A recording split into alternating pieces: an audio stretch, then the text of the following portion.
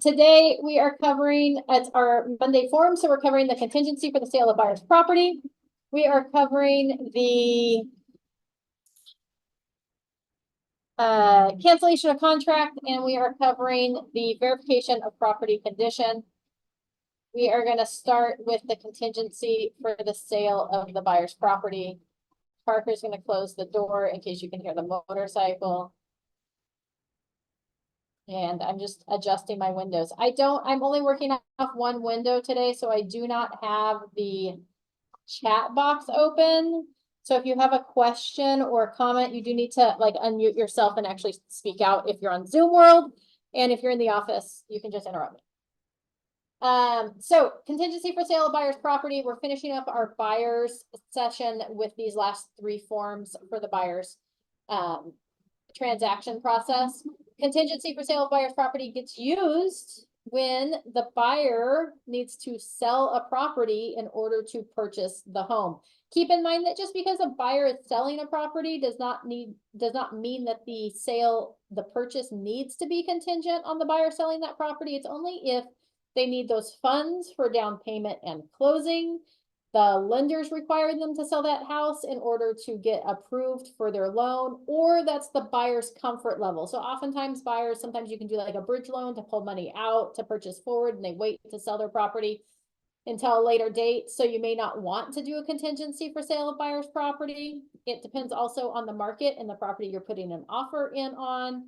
But this does give the buyer the right to, depending on how you fill it out, either cancel the purchase contract, the purchase forward, because their property isn't selling or isn't entering into contract. So it gives them two separate contingencies using this form.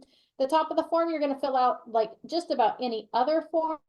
It's an addendum to the purchase agreement. You're going to put the date pre-printed on the upper left-hand corner of the residential purchase agreement in that line. You're going to put in the property address of the property that you're putting the offer in on, not the property that the buyer is selling there at the top. Buyer's names and seller's names for the residential purchase agreement.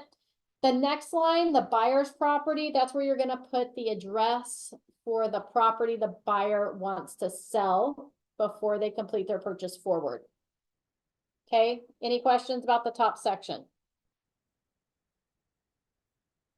Okay, if you raise your hand, if you don't want to interrupt me and you have a question on Zoom World, if you raise your little hand in the reactions, I'll see that as well.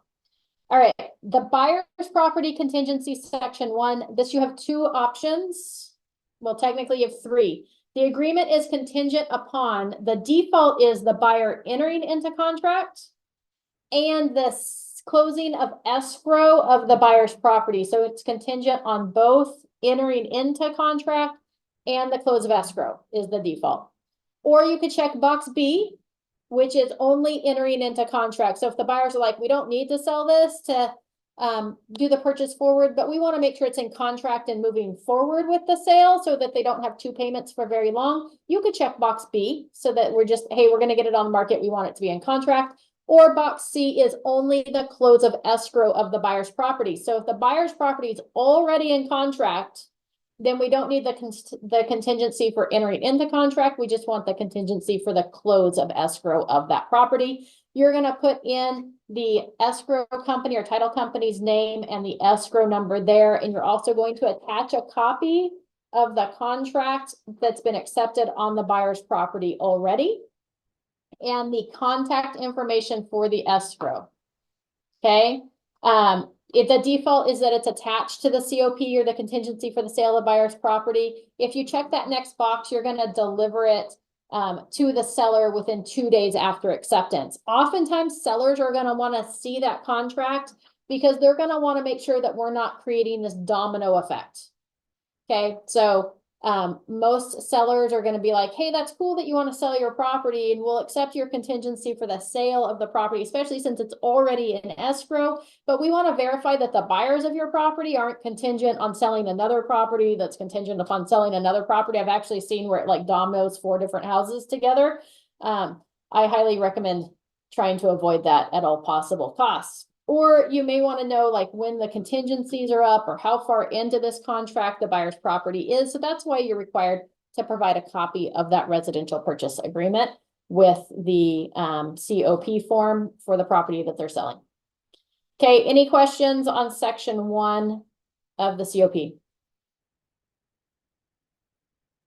We're good. All right, section 2, the buyer entering into contract. So we're going to select, we're either going to leave it the default on section 1, which is both entering into contract and the sale, or we're going to select just entering into contract, or we're going to select just completing the sale. They're on section 1. Section 2 is if 1A or 1B applies. So either it's contingent on both the entering into contract and the sale, or just entering into contract. Then we're going to fill out section 2.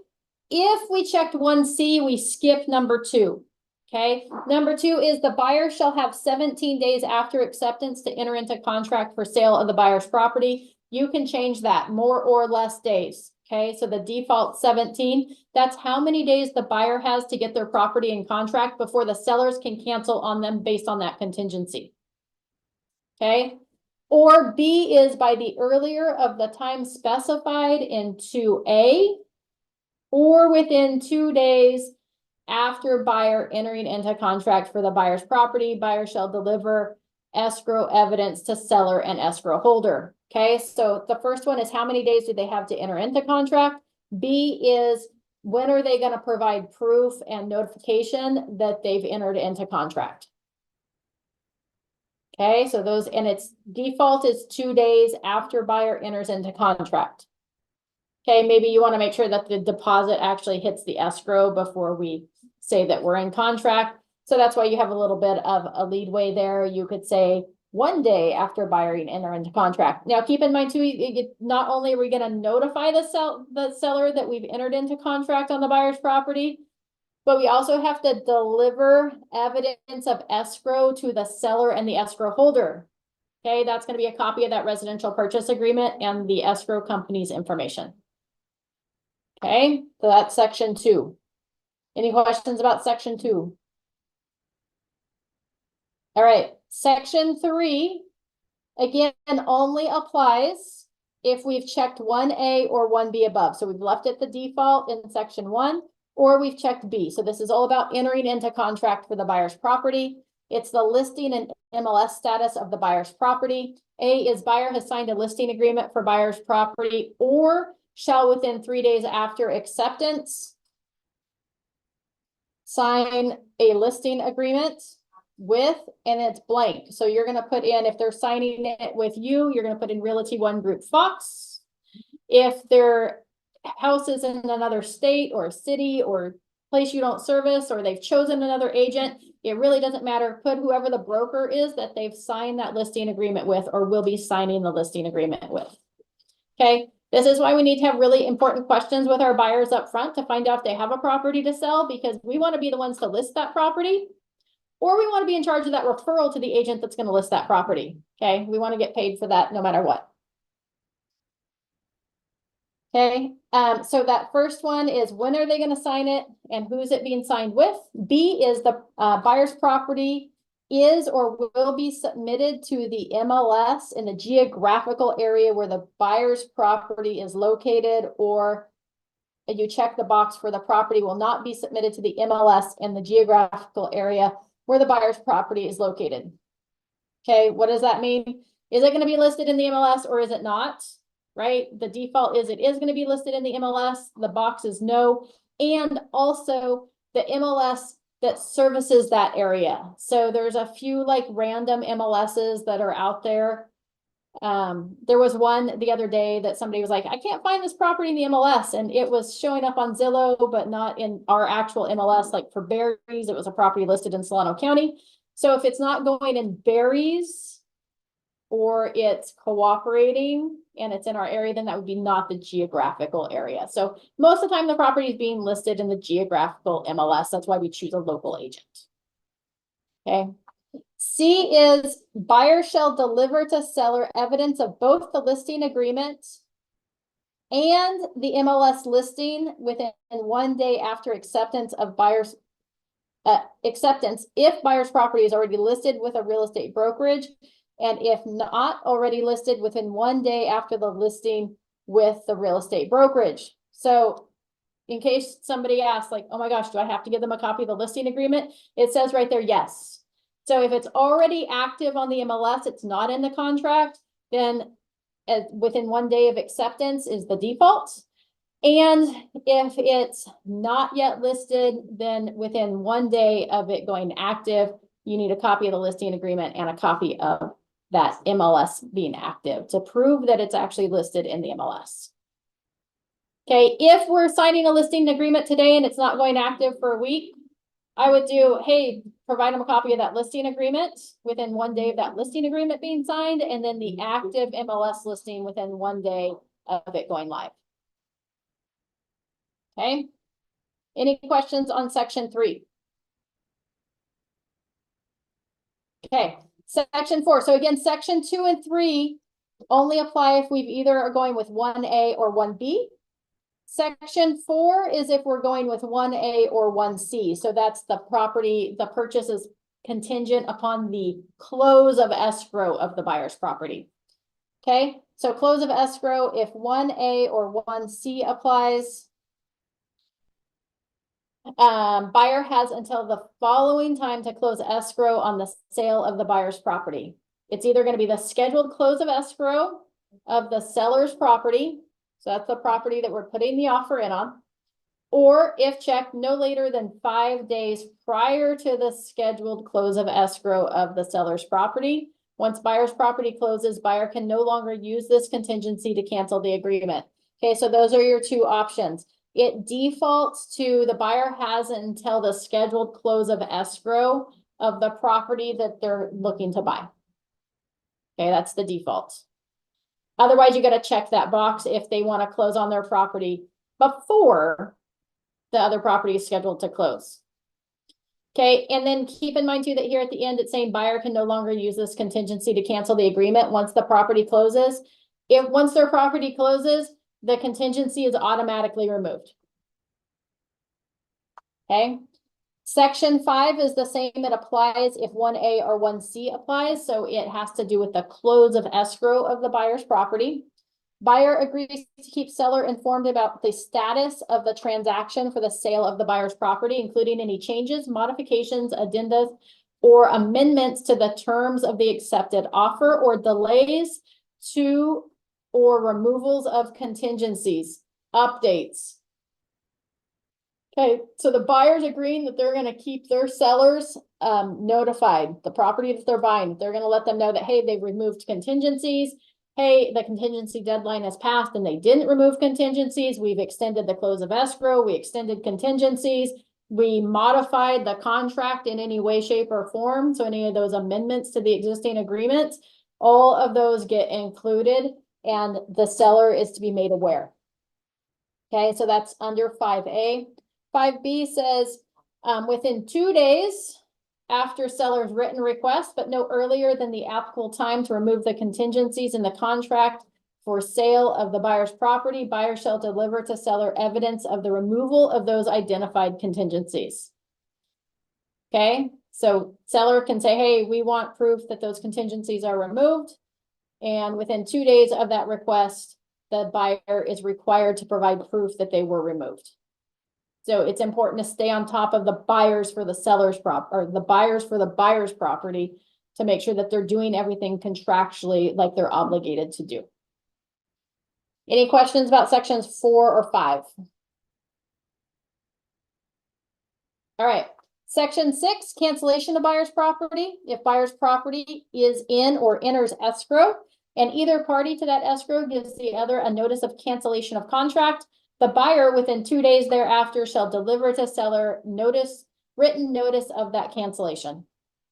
Right? Because now everything comes to a screeching halt and they have to decide whether they can continue with the purchase of the property they're buying with or without the sale of their property, or whether we have to ask for extensions and start all over. Just so you know, as a listing agent, if a buyer submits a COP form to me, I usually shorten this down to 1 day. So if there's a cancellation done, I want to know about it immediately, not 2 days after the cancellation happens. Okay, hopefully the buyer's got like backup offers and they can put it right back in the contract, but oftentimes that's not the case. Okay, so that's section 6. Section 7 is backup offers and the seller's right to require buyer to remove contingencies or cancel. This section 7 is so important, okay? And this is usually where all the hangups happen and the confusion happens with this form. 7A, backup offers. After acceptance, the seller shall have the right to continue to offer the seller's property for sale for backup offers. The parties acknowledge that brokers shall not violate MLS rules requiring accurate property status reporting. That means you can't leave the property as active on the MLS, but they can move it to contingent accepting backup offers. Okay, or contingent show, or they can put in the private remarks accepting backup offers. Totally okay. Okay, we can have backup offers, but we can't violate the MLS. B is removal of the buyer contingencies and proof of funds.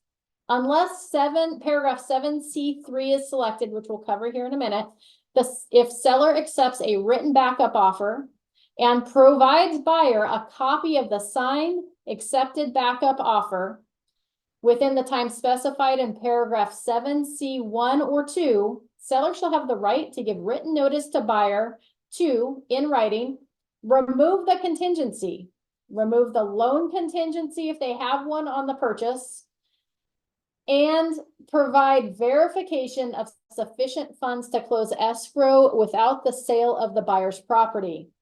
Seller may use the bottom of page 2 of this form to comply with the written notice requirement of this paragraph. If buyer fails to complete these actions within 2 days after delivery of such notice, seller may then immediately cancel the agreement in writing. So what does that mean? That means that depending on what box we check on 7C, the seller can accept a backup offer. They can give the notice to perform to the buyer to remove the contingency to enter into escrow and close of their property that they're trying to sell. In addition to removing those contingencies immediately, they also have to provide proof of funds, that they have the funds available to close escrow without the sale of their property, and remove the loan contingency on the house that the buyers are purchasing.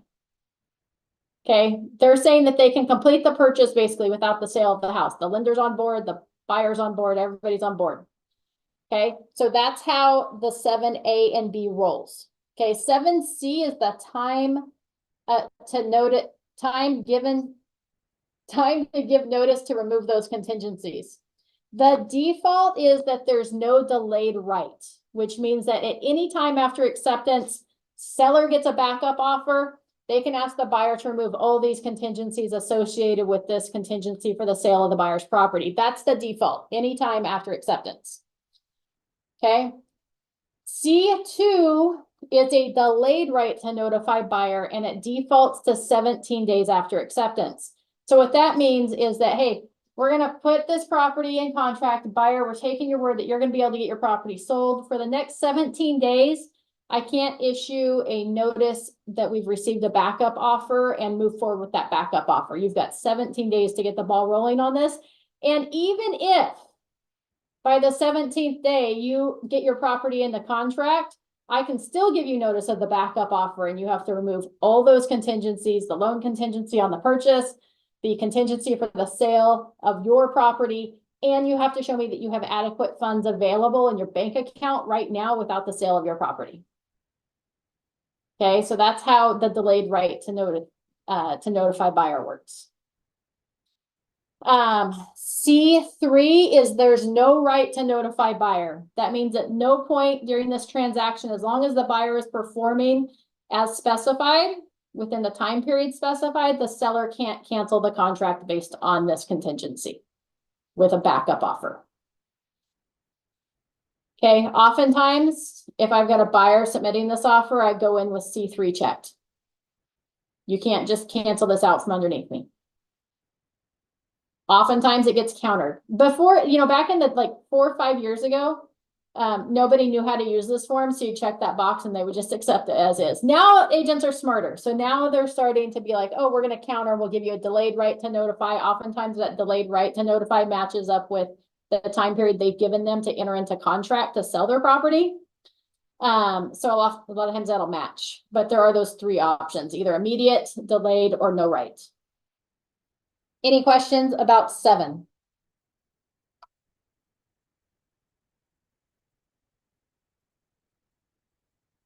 All right, section 8 is the removal of contingencies.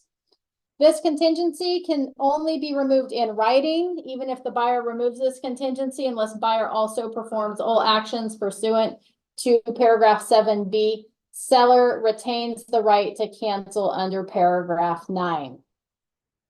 Okay, so the removal of contingencies, which would be the contingency to enter into contract and the contingency for the sale, can only be removed in writing. And as we read earlier, unless the close of escrow of the buyer's property happens, and then it's automatically removed. They have no more right to cancel. Seller's right to cancel. The seller may cancel the agreement in writing as follows. After first giving buyer a written notice to perform to remove the buyer contingencies and provide proof of funds below, if buyer fails to take all actions specified in paragraph 7B. Okay. After first giving buyer a notice to buyer to perform, if buyer fails to enter into contract for the sale of the buyer's property within the time specified in paragraph 2A, or after first giving buyer a notice to buyer to perform, if buyer fails to close escrow for the sale of the buyer's property within the time specified in paragraph 4. Okay, so 7B is up here. That's that the buyer has to remove the contingency for the sale and entering into escrow of the buyer's property. They have to remove the loan contingency on the property they're purchasing and provide proof of funds. So that's what falls under 7B. So the sellers can do that for the backup offer. 2A was if they fail to enter into contract for the sale of their home, the default again is 17 days or whatever, however many days you gave them, then the seller can provide a notice to perform and cancel the contract. Or if they fail to close escrow under section 4 in the time specified. Okay.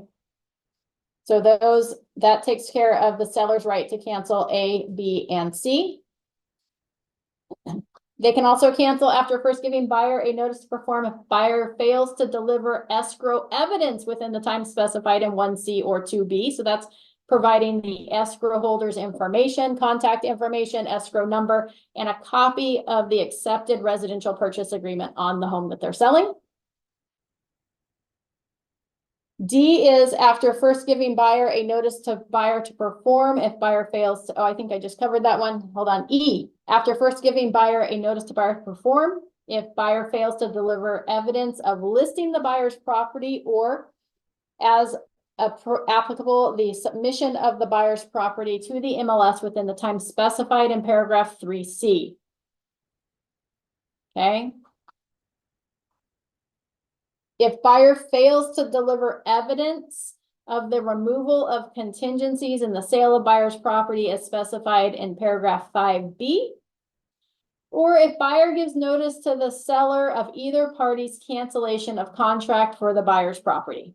So those are all the reasons that the seller would have the right to be able to cancel on this buyer once we enter into contract, based on the contingency for the sale of the buyer's property. So not only do we have to get the buyer's property in contract and remove that contingency, but you also have to provide evidence of the escrow evidence, or provide evidence, the listing agreement and the copy of the MLS report that it's active in the MLS. So there's several things that go along with those actions, not just getting it to the MLS. Any questions about section 9? All right, section 10, the buyer's right to cancel. The buyer may cancel this agreement in writing if, prior to the removal of the buyer's property contingency specified in paragraph 1A, B, or C as applicable. A is 1A or B, so this is going to be entering into contract. The buyer is unable to enter into contract on the buyer's property within the time specified in paragraph 2A. Or if 1A or C applies, either party for the buyer's property gives notice to the other to cancel the contract for the purchase of the buyer's property. Or if the buyer is unable to close escrow on the buyer's property within the time specified in paragraph 4. So those would give the buyer the right to cancel under these contingencies.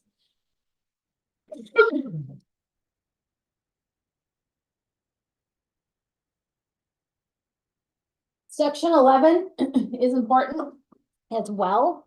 Whole form's really important, but section 11 is time for performance of contract. obligations, and delivery of buyer's deposit. This specifies when are we actually starting all the time periods and contingencies in the residential purchase agreement. Okay, so contract obligations other than the deposit.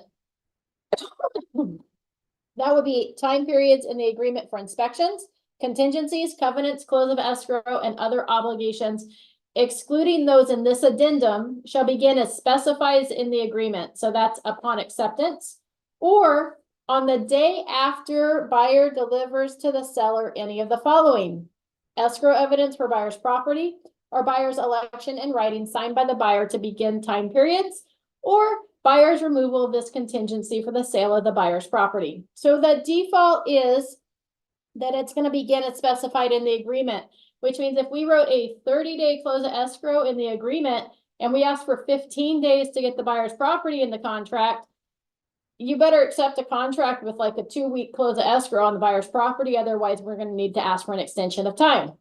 So oftentimes, if I'm going to run it that way with the default that the time periods are going to start upon acceptance, I'm going to buffer like my close of escrow and ask for 45 days. Or I'm going to ask for like 30 days plus however many days I said it was going to take me to get the buyer's contract, the buyer's house into contract, if it's not already in contract. If it's already in contract, then it's a lot easier. Then we might want to leave it at the default that, hey, everything starts now, because it's really just contingent on the close of the escrow of buyer's property. Okay, so you have those two options there for the contract obligations. Just keep in mind that everything is going to start immediately if you leave it at the default. Sometimes I may say, hey, escrow is going to start once I provide the time period for close of escrow is going to start after I deliver evidence of the buyer's property entering into contract, but everything else, the contingencies for the loan, the appraisal, the inspections, they're all going to begin immediately. Okay, so if there's like multiple offers coming in, it's contingent on the buyer selling a property. Sometimes that's how I'll roll with that. Just because then it says, hey, we're serious. We're going to spend money on inspections. We're going to start the loan process. Everything's going to be rolling along. So as soon as we get their property in contract, we'll be ready to just button it up and close it all together. Okay, so you have a couple options there. Buyer's deposit is the second time for performance under 11B.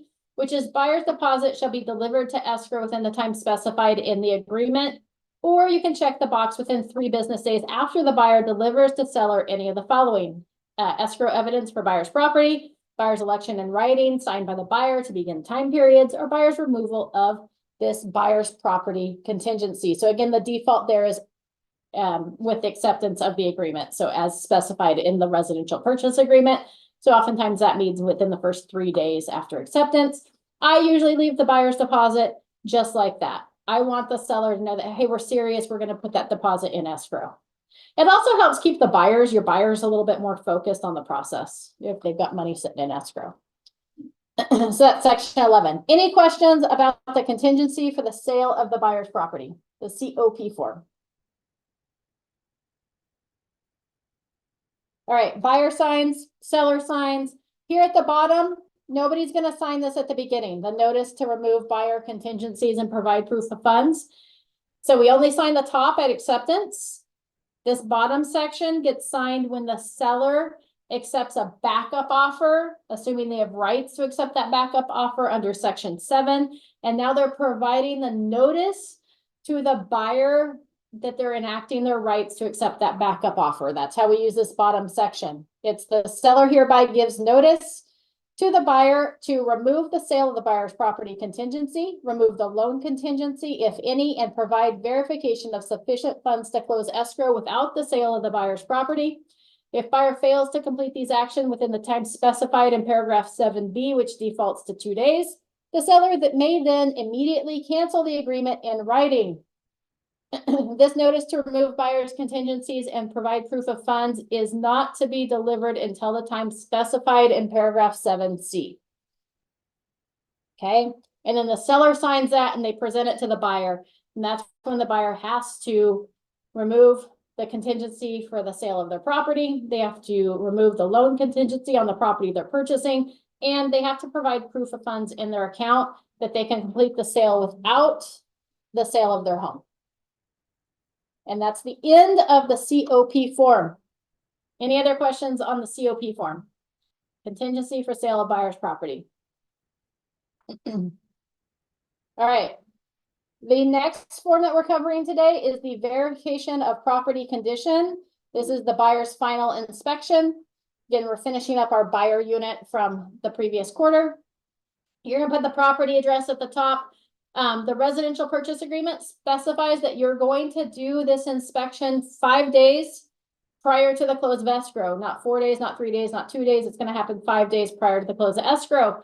I usually write my residential purchase agreements and I put 1-5 days on that verification of property condition line so that I have any time in those last 5 days of escrow to complete my verification of property condition.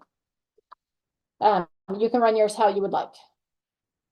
Hold on, I'm just gonna see if I can shrink this a little bit more. So it's not over the words. Nope, there we go. All right. The purpose of the verification of property condition. The purpose of this inspection is to satisfy the buyer regarding the condition of the property. That's 1A.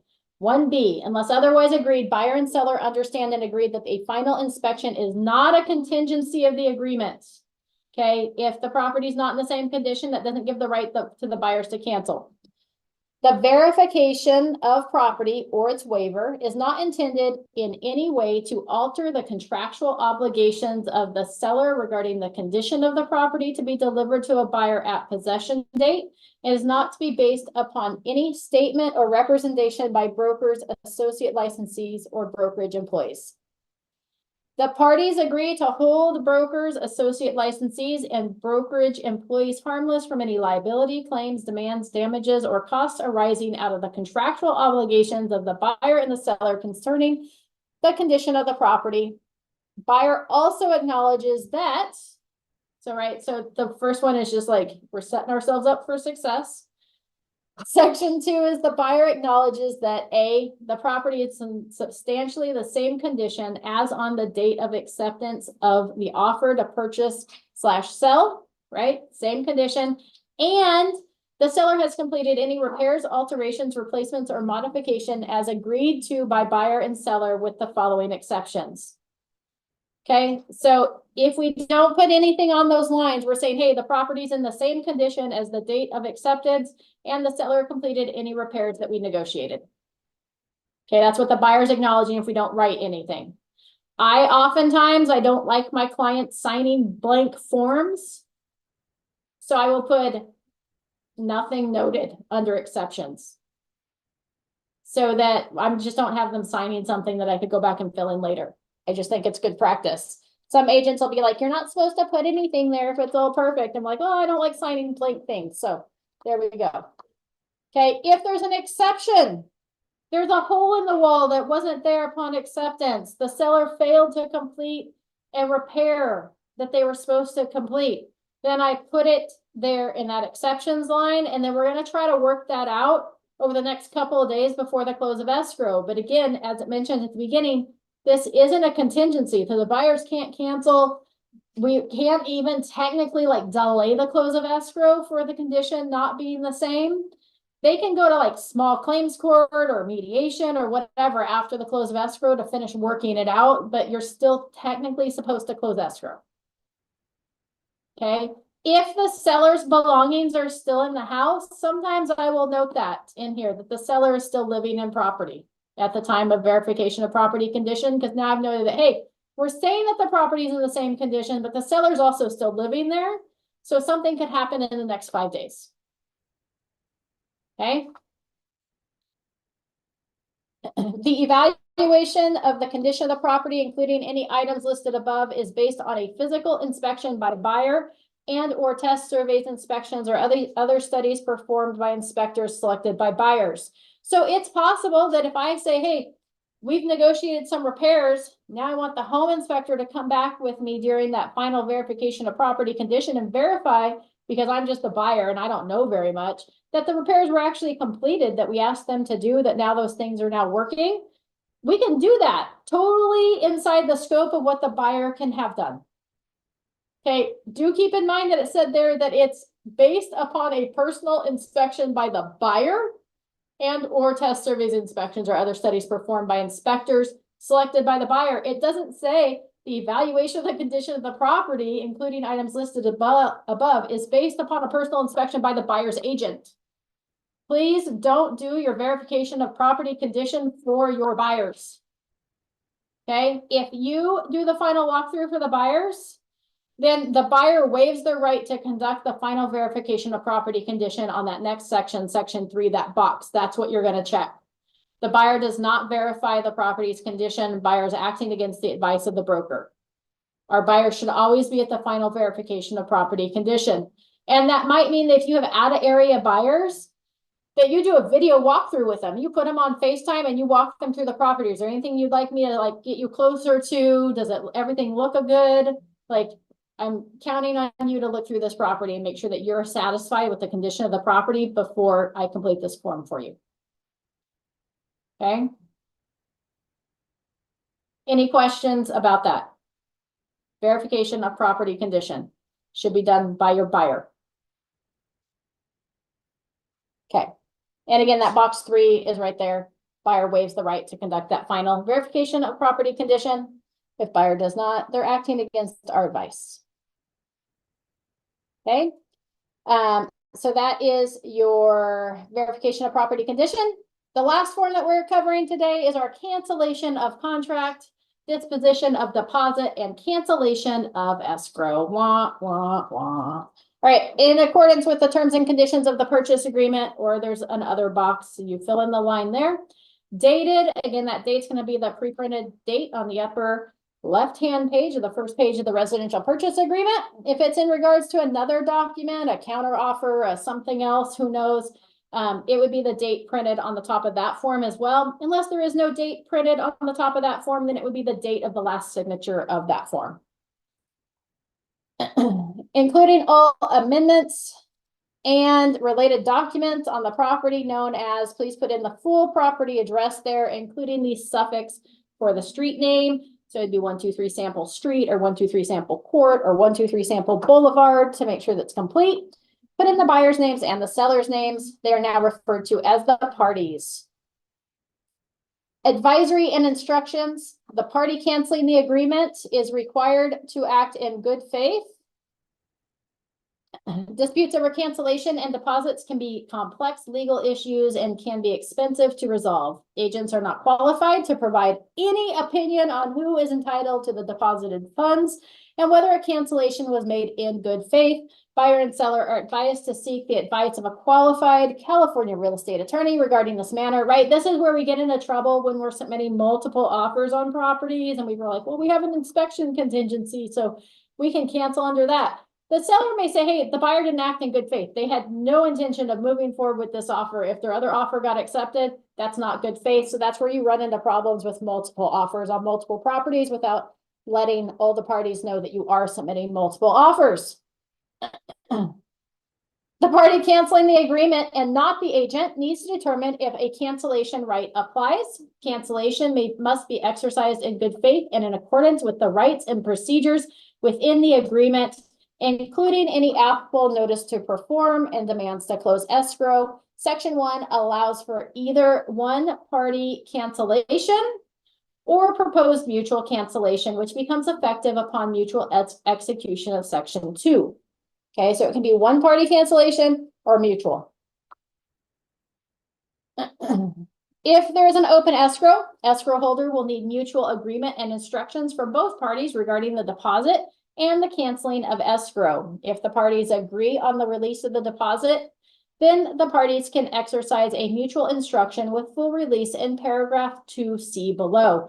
If the parties are canceling the agreement but are disputing over the deposit, then the partial release section can be used in paragraph 2D.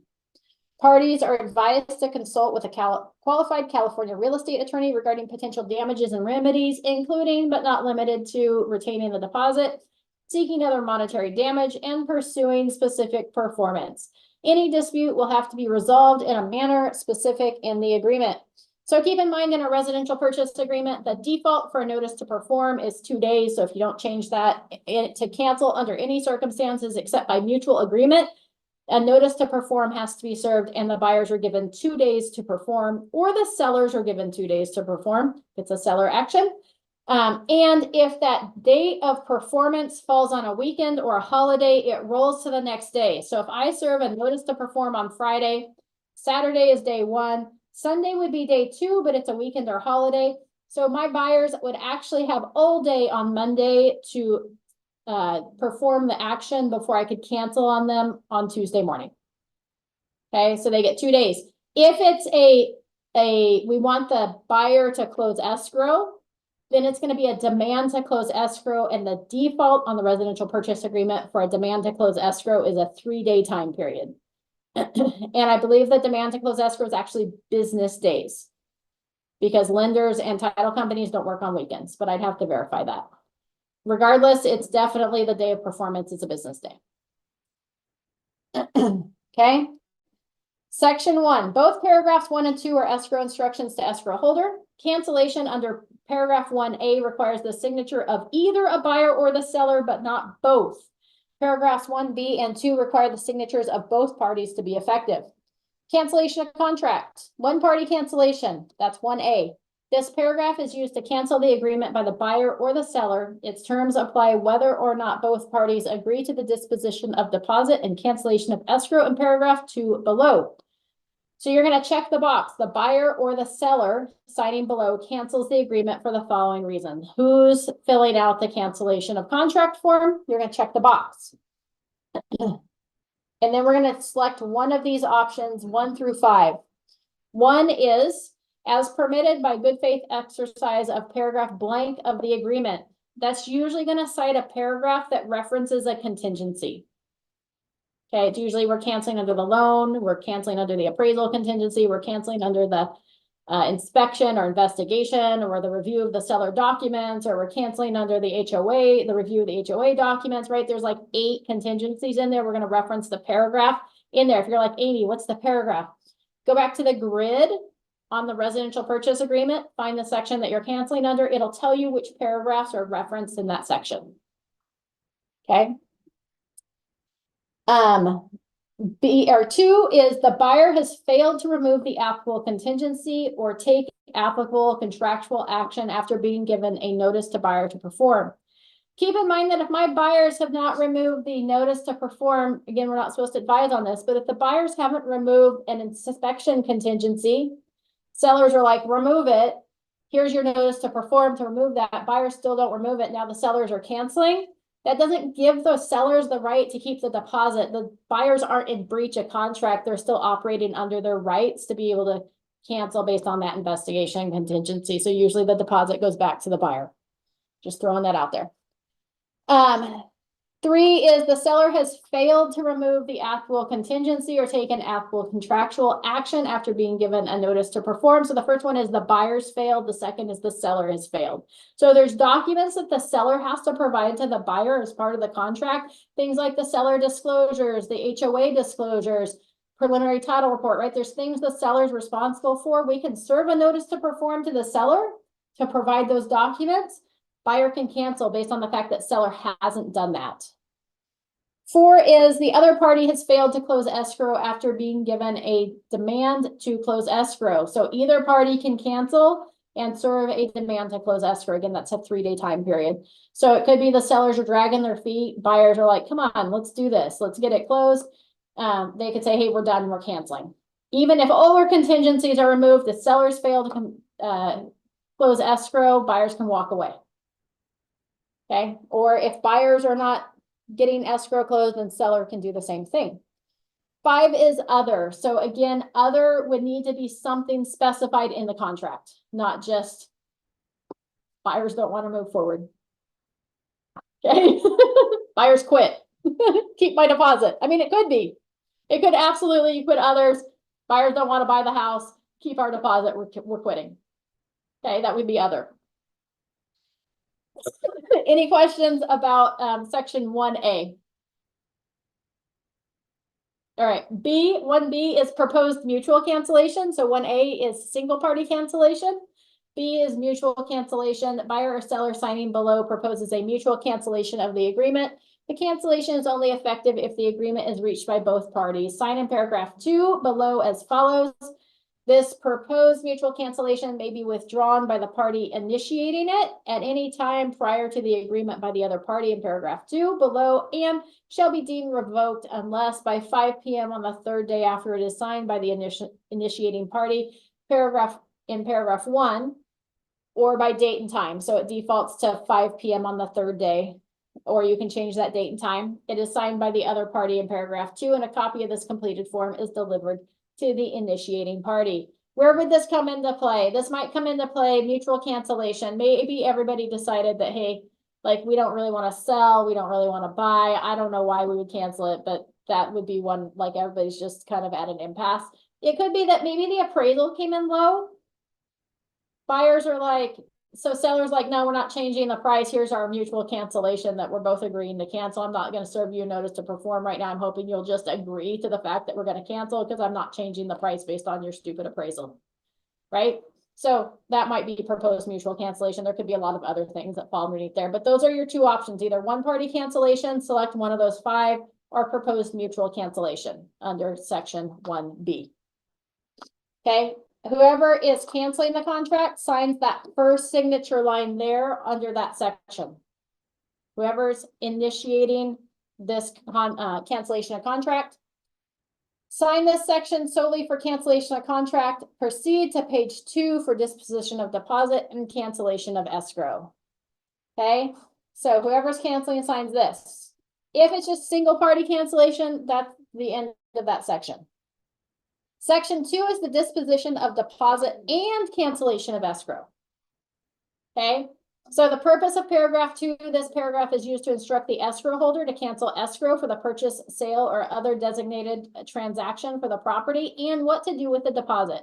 Any cancellation of contract pursuant to paragraph 1A remains in effect even if both parties to the agreement do not sign below. So if it's a single party cancellation, we're saying, hey, we're canceling this because of a notice to a failure to perform was served. We're within our contractual rights to move forward with the cancellation. Single party, then we don't have to have mutual agreement at the bottom for the escrow to be canceled. We still need mutual agreement for the escrow holders and for what we're doing with the deposit. Okay. So you show somebody a house, they're like, hey, I really want this house, they put an offer in, but they don't submit the EMD. So we still have to fill this out. Okay. Yeah. For the cancellation of the escrow. If they got an offer accepted, but they didn't put it, and then we need that cancellation of contract form. Full release and disposition of deposit is B is release of funds not automatic. Release of funds by escrow holder pursuant to paragraph 2 requires mutually signed release instructions from a buyer and a seller, judicial decision, or arbitration award. A party may be subject to a civil penalty of up to $1,000 for refusal to sign such instructions if no good faith dispute as to who is entitled for deposited funds. That's a really important paragraph to remember because oftentimes, like, the buyers want to cancel because the fence is an ugly color. And then the sellers are like, well, no, we're not signing this. It's really good to come back and note that, hey, just like if there's no good faith dispute over this deposit and your failure to release my buyer's deposit because they're canceling based on their rights, then the sellers could be liable for another extra $1,000. And then they're like, oh, okay, we'll send it out for signatures. Like it's really effective because they're just sitting on it because they're hurt. They get their feelings hurt. Section C is the full relief and disposition of the deposit. Select one of the options in C or complete D, but not both. Okay, so full release is C, or we're going to select D for partial release. Okay. Buyer and seller cancel escrow number. You're going to fill in the escrow number there and the title company or escrow company's name in the next line. Both the parties mutually release each other from any obligations to buy, sell, or exchange the property under this agreement. Mutually release each other from all claims, actions, and demands that each may have against the other by reason of the agreement, and intend that all other rights and obligations arising out of the agreement are null and void. It's canceled. We're all agreeing that we're going to cancel it. And then the seller authorizes, C1 is the seller authorizes the release of buyer's deposit to buyer, less buyer's fees and costs already incurred and agreed in the contract to be paid through escrow, including any escrow fee. So that's the deposits going back to the buyer. I know it sounds like tricky and like, less fees and costs. Yeah, that's just if the buyers incurred any additional fees and costs that escrow has the right to release those to those specific parties. So if there was like an appraisal fee that was collected and they hadn't paid for it yet, because it was being paid at close of escrow, that's giving the escrow company the right to release that to the appraiser, like things like that.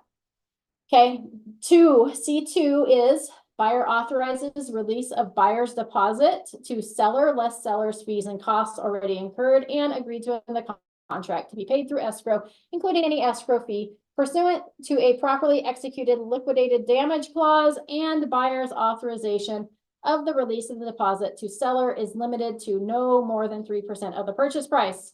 If the property is a dwelling with no more than 4 units, of which one the buyer intended to occupy, any additional deposit shall be returned to the buyer.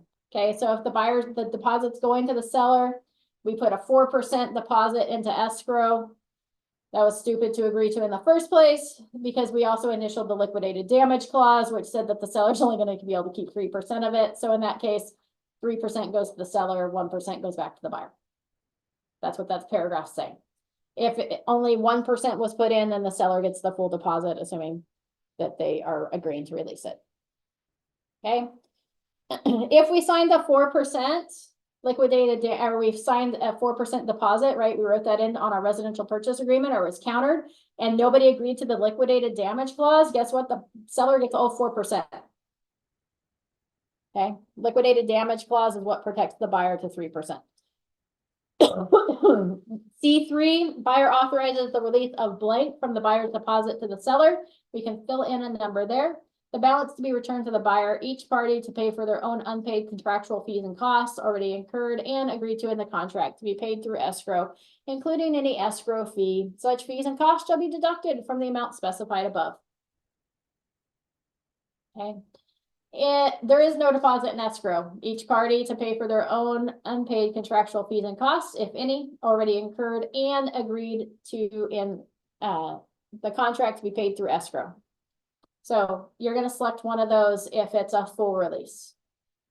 Either seller authorizes the release, the buyer authorizes the release back to the seller, the buyer authorizes some of the money to go to the seller, or there was no deposit in escrow. Okay. D is the partial release and reservation of rights. So this doesn't have to do with like partial release of the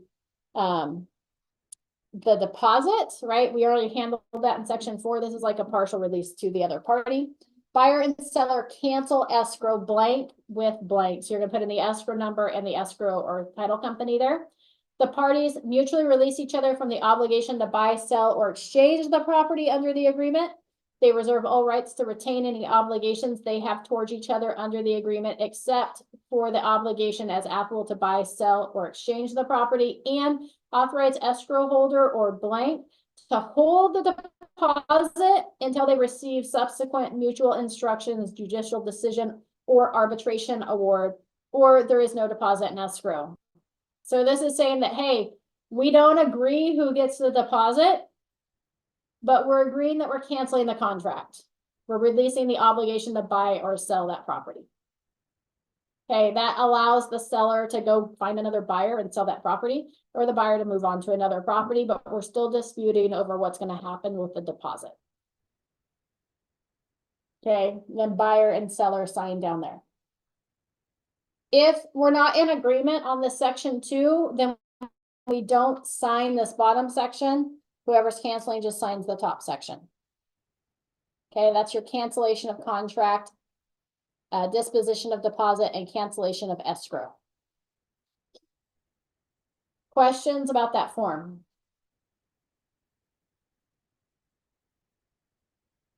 Fabulous. In Zoom world, did you guys like the new camera where you can see what's going on in the room in the office? I'm trying to make it more user-friendly when we do both in-person and Zoom classes. Yeah, so you don't just get the back of their face, the side. We're trying to make it more fun. All right, that covered. So we had the contingency for the sale of buyer property, verification of property condition, and cancellation of contract. I hope that was helpful to everyone. No class tomorrow. What's tomorrow? Tuesday? No class on Tuesday because I'm traveling. Wednesday, we have the office meeting, so we'll be here in the office. I'll be back home enjoying the cooler weather because you guys are getting hot. And, but we will have class Wednesday night. So we'll start in on our Legion series on Wednesday nights. So, check the calendar for that. It'll be really fun. We had lots of requests for, to talk about different Legion activities. So we're covering that Wednesdays at 7 p.m. It's the same link that you're on now. In addition to that, we have some really fun trainings coming up over the next 3 months, especially our Wednesdays, 11 o'clock trainings. We have a tax professional that specializes in a zero-based tax. So they're, all the different loopholes or tax laws out there that allow you to write stuff off to get to a zero-based tax will be at the end of June. We've got, I was thinking about all these things the other day. Let's see if I can pull it up. I'll tell you what's coming up. Let's see here. I probably closed that window, but that's okay. I can open it back up. Make sure you log your attendance. It's in the chat box if you are not in person, while I find our upcoming training list. Lisa Visa came up with some really cool trainings. So she'll be here a couple times. Oh, we do have, I think it's next Wednesday. She'll be here with Mr. Brand talking about how to stay out of court. So that's a really fun one. We have the tax professional. We've got Twin Termites coming to talk about home and pest inspections, how to read that report, what they're looking for, what they don't look for. We have, let's see what else here. I'm almost there. We're going to redo, we had the training scheduled for Friday in the afternoon for the 12-week year, reviewing your goals and talking about how to move forward based on a 12-week year. We actually totally bombed that class. My computer froze, it shut down, it wouldn't participate in the process at all. It was really sad. So we'll be rescheduling that class, so stay tuned to that. It'll be coming up sometime, probably this month. It'll be on a special day and time. Let's see, our other Wednesday classes that we have, let's see, all about home inspections. We have Boomer Donnell with Edward Jones will be here. He's a financial advisor talking about how to set yourself up for the future as a real estate agent, because, we don't have like a 401k and all that stuff. So he'll be talking about things that you should kind of do to set yourself up for success. We have Grant with Greenspan Insurance Adjusters talking about how to deal with your homeowner's insurance when you have claims. It'll be fabulous. This is like personal information for like self-development and also things you can take and share with your clients as well. It'll be really good, I promise.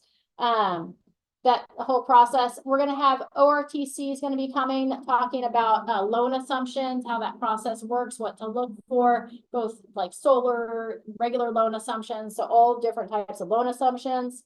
We have the tax professional. I'm still looking for an appraiser. I'm trying to get an appraiser in here to talk about the appraisal process, what they look for, things that should be noted. So keep that in mind. It will be coming up. And then we have Russell Marzin with IPX, and he's going to come and talk all about, he's a 1031 exchange specialist. So he'll be here as well. And then we also have a class talking about placer titles coming. Hold on.